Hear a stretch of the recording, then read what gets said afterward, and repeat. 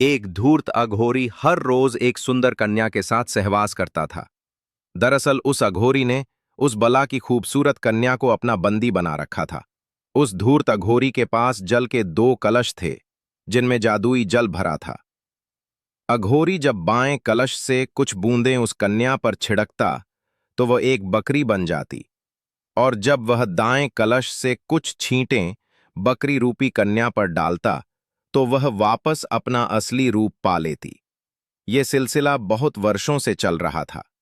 जब अघोरी दिन में जंगलों में बाहर निकलता तो जाते जाते उस सुंदरी को बकरी बना देता, और जब वो रात को लौटता तो फिर से उसे कन्या बना देता और अपने कुकर्मों में उसे घसीटता। वह नवयुवती अघोरी की इन घृणित हरकतों से हताश और दुखी थी, पर बेचारी के पास कोई रास्ता नहीं था। वह जानती थी कि अगर वह अघोरी के जाने के बाद बकरी के रूप में भाग भी जाए तो वह हमेशा के लिए बकरी बनकर रह जाएगी।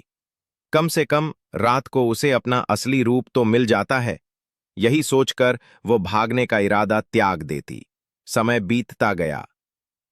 संयोग से एक दिन शिकार की तलाश में घूमते घूमते राजा विक्रमादित्य उस घने जंगल में आ पहुंचे।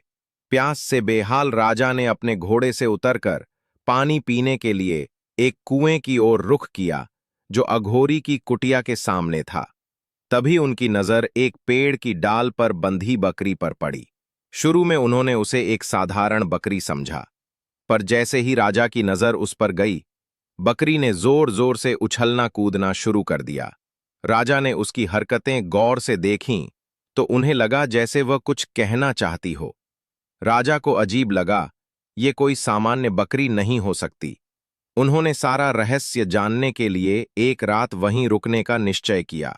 कुछ दूरी पर एक एकांत जगह देखकर राजा ने अपने घोड़े को छिपा दिया और खुद भी पेड़ों की आड़ में बैठ गए।